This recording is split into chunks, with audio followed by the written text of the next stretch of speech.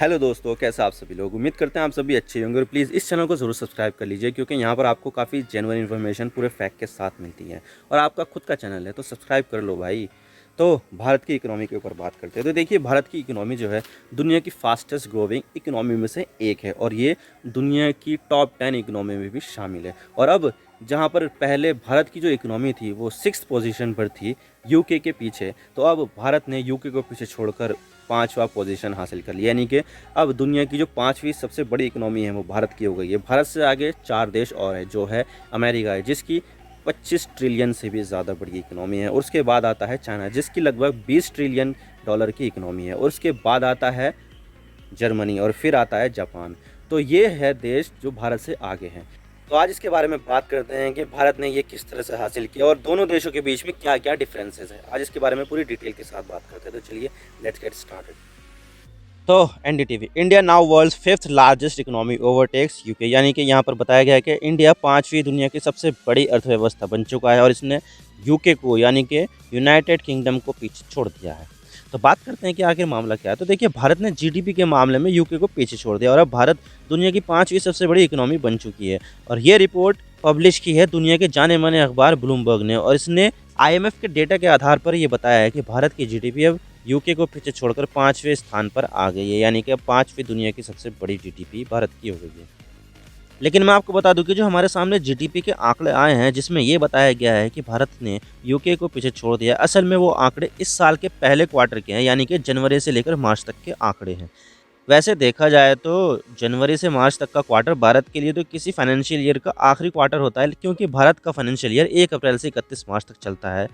लेकिन ऐसा यूके के साथ नहीं है, वहाँ पर 1 जनवरी से लेकर 31 दिसंबर तक एक फाइनेंशियल ईयर चलता है, यानी कि एक कैलेंडर ईयर ही एक फाइनेंशियल ईयर होता है। लेकिन यहाँ पर यूके और इंडिया के जीडीपी को कंपेयर करने के लिए एक टाइम पीरियड चुनना होगा और वो है 1 जनवरी से लेकर 31 मार्च, यानी कि इस साल का सबसे पहला क्वार्टर।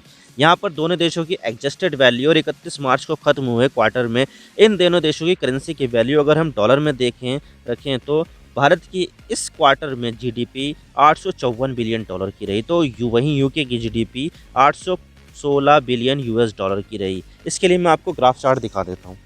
तो देखिए, जिस तरह से भारत की जीडीपी 854 बिलियन यूएस डॉलर रही पहले क्वार्टर में, तो उसी के हिसाब से अगर हम इसका अनुमान लगाए तो भारत की जो जीडीपी है वो अमेरिका, चाइना, जापान और जर्मनी के बाद 5वें स्थान पर आ गई है और यूके को इसने पीछे छोड़ दिया है। अगर हम इस तरह से कंसोलिडेट करें तो जहां पर यूके की जीडीपी 3.38 ट्रिलियन यूएस डॉलर हो रही है एक साल की, तो वहीं इंडिया की हो रही है 5.53 ट्रिलियन यूएस डॉलर।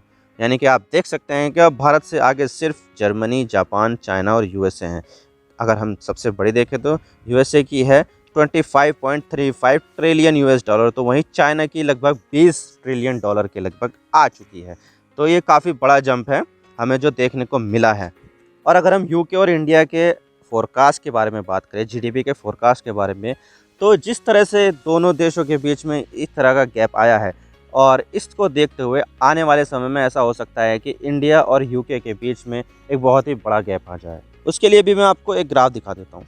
तो देखिए, ये है वो ग्राफ इंटरनेशनल मॉनेटरी फंड यानी कि आईएमएफ के हिसाब से अगर देखें तो यहाँ पर भारत की जो इकोनॉमी है वो जो काला काला मैं दिखा देता हूँ आपको, ये जो आप देख रहे हैं ना ब्लैक ब्लैक, ये भारत की इकोनॉमी है, ठीक है। और ये जो ब्लू ब्लू आप देख रहे हो ये यूके की इकोनॉमी है। तो ये यहाँ पर आके इवन हो गई है और अब भारत की जो जीडीपी है वो इससे भी ज़्यादा आगे बढ़ रही है। और आप ये देख रहे हो ना, ये जो कितनी ज़्यादा नीचे गिरी है, दरअसल ये यहाँ पर इस तरह का जो है ना 2008 का डेटा है ये, क्योंकि 2008 में देखा जाए तो दुनिया भर में आ गई थी रिसेशन यानी कि ग्लोबल मंदी। उस समय दुनिया की जो बड़ी बड़ी अर्थव्यवस्थाएँ थी वो बहुत ज़्यादा गिर गई थी। लेकिन अगर भारत को देखें तो भारत की बिल्कुल भी नहीं गिरी, जबकि जो यूके की थी वो काफ़ी ज़्यादा गिर गई थी। इसमें जो ड्रॉप आया था वो 500 से लेकर 600 बिलियन यूएस डॉलर का आया था, जो अपने आप में ही बहुत ही बड़ा अमाउंट है। और इतना तो हम आज के साल में, इस समय हम एक साल में इंपोर्ट करते हैं, इतना तो इनकी जो इकोनॉमी थी वो गिर गई थी। यानी कि बहुत ज़्यादा इसमें ड्रॉप देखने को मिला था हमें। और ये अब जो अगर हम जीडीपी में फोरकास्ट देखें तो ये यूके की है जो रेड कलर की दिख रही है, इसमें थोड़ा सा ही आएगा, लेकिन 2026 के बाद अगर देखें तो इंडिया की ये रही, तो ये 5 ट्रिलियन डॉलर के बहुत ही पास आ जाएगी 2026 के बाद। और आप देख सकते हैं कि दोनों के बीच में इतना गैप आ रहा है, तो ये काफ़ी ज़्यादा गैप होता है। और इतना ही नहीं, देश के जो पीएम है, पीएम मोदी जी, उन्होंने ये कहा है कि भारत 2047 तक एक विकसित देश बन जाएगा और इसके लिए सभी भारतीय लोगों की भागीदारी बेहद ज़रूरी है। और अगर भारत ने यूके को जीडीपी के मामले में पीछे छोड़ा है तो ये काफ़ी गर्व की बात है, क्योंकि यूके ने भारत के ऊपर 200 साल से भी ज़्यादा राज किया, तो ऐसे में यूके को पीछे छोड़ना एक बहुत ही बड़ी उपलब्धि है।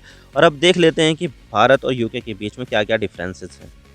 तो सबसे पहला डिफरेंस है जनसंख्या का। तो देखिए, ये जो डिफरेंस है दोनों देशों के बीच में बहुत ज़्यादा बड़ा डिफरेंस है, क्योंकि देखा जाए तो भारत और यूके के बीच जनसंख्या के मामले में जहां भारत की जनसंख्या 140 करोड़ है तो वहीं यूके की जनसंख्या सिर्फ 8 करोड़ है।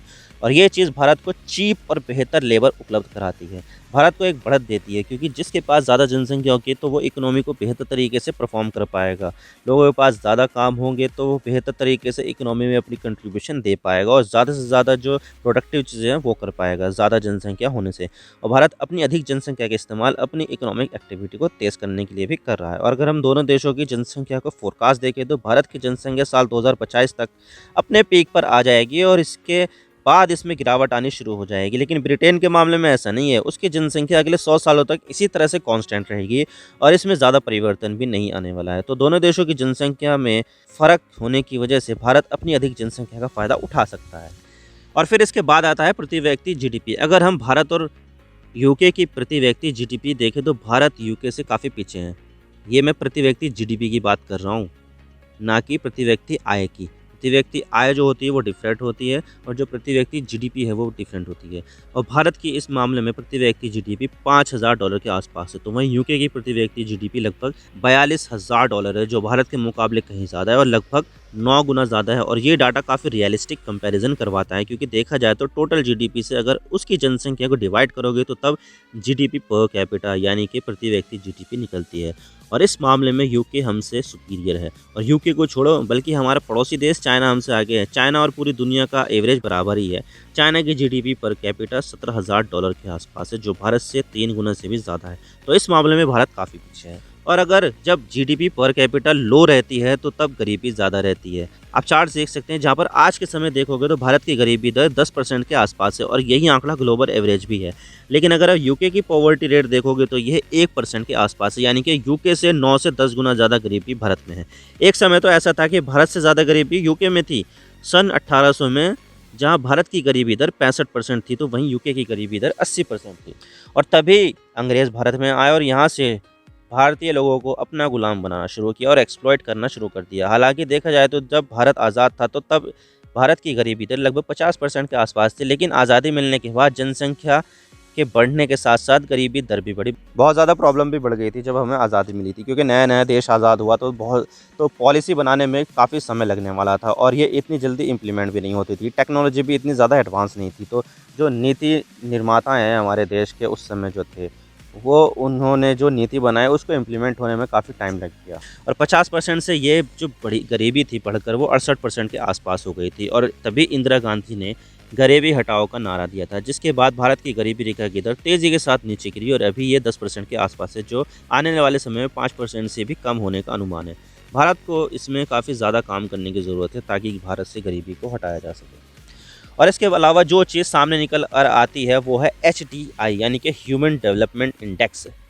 अगर आप नहीं समझते हो ये HDI क्या होता है तो मैं आपको बता दूं कि ये एक ऐसा इंडेक्स होता है जिससे ये पता चलता है कि एक इंसान का डेवलपमेंट हो रहा है या नहीं है और कितना हो रहा है। और इसमें के लिए बहुत सारे पैरामीटर्स को देखना पड़ता है, जैसे कि हेल्थ इंडेक्स, एजुकेशन इंडेक्स और स्टैंडर्ड ऑफ लिविंग। इन सब चीज़ों को देखकर HDI की कैलकुलेशन की जाती है। और अगर आप भारत और यूके के बीच HDI को देखोगे तो देशों के बीच में ज़मीन आसमान का फ़र्क है। जहां पर भारत को 0.68% के आसपास पॉइंट मिले हैं तो वहीं यूके को 0.95 के आसपास। और जहां पर यूके 1980 में था तो उसके लेवल पर पहुंचने के लिए भी भारत को लगभग 10 साल का और समय लग जाएगा। लेकिन अभी के लिए भारत ने जीडीपी के मामले में यूके को पीछे छोड़ दिया है, जो भारत के लिए काफ़ी सही बात है। और आने वाले समय में भारत और यूके के बीच और ज़्यादा गैप होगा और इसके भी बहुत सारे कारण हैं, जैसे कि यूके की करेंसी पाउंड स्टर्लिंग बहुत ज़्यादा कमज़ोर हो रही है। जिस तरह से जो डॉलर मजबूत हो रहा था उसके अगेंस्ट जो बाकी की जो दूसरे देशों की करेंसी थी वो बहुत ज़्यादा कमज़ोर हो रही थी, और उसमें पाउंड स्टर्लिंग भी शामिल थी। पाउंड स्टर्लिंग बहुत ज़्यादा तेज़ी के साथ गिर रही थी, लेकिन इतनी तेज़ी के साथ रुपया नहीं गिर रहा था, तो रुपया अपनी जगह पर मजबूत था, और इसी वजह से जो भारत की जो इकोनॉमी है वो भी ज़्यादा डेवलप कर पाई, क्योंकि डॉलर के अगेंस्ट भारत का रुपया जो था वो इतना नहीं गिरा जितनी दूसरे देशों की मुद्राएं गिरी थी। और इसके अलावा वहाँ पर है पॉलिटिकल इंस्टेबिलिटी, क्योंकि अभी आपको पता होगा बोरिस जॉनसन ने इस्तीफ़ा दे दिया है, और अब 2 लोग पीएम बनने की रेस में हैं। एक तो है लिज ट्रस और दूसरे है ऋषि सुनक। इन दोनों के बीच में काफ़ी ज़्यादा एक कंपटीशन हो रहा है कि कौन बनेगा ब्रिटेन का अगला प्रधानमंत्री। तो इस तरह की जो चीज़ें सामने आती हैं, पॉलिटिकल इंस्टेबिलिटी रहती है, तो जो डिसीजंस होते हैं, जो इम्पोर्टेंट डिसीजन होते हैं, वो कहीं ना कहीं डिस्टर्ब हो जाते हैं। इसकी वजह से जो इकोनॉमी है वो भी स्टेबल हो जाती है और आगे नहीं बढ़ पाती है। तो इस तरह से जो भारत और यूके के बीच में जो इकोनॉमी का गैप है वो और ज़्यादा आने वाले समय में बढ़ जाएगा, और हम देख रहे हैं कि 2047 तक शायद भारत एक विकसित देश भी बन जाए। आप इसके बारे में क्या सोचते हैं? आप हमें कमेंट सेक्शन में ज़रूर बताइएगा। आप मेरे इंस्टाग्राम पर भी जुड़ सकते हो। आप सिंपली जाइए इंस्टाग्राम में और सर्च कीजिए I_इमरान सिद्दीकी, और आप मुझे फॉलो कर सकते हैं। इसके अलावा आप मुझे ट्विटर पर भी फॉलो कर सकते हैं, यहाँ पर भी सेम ही यूज़र नेम है I_इमरान सिद्दीकी।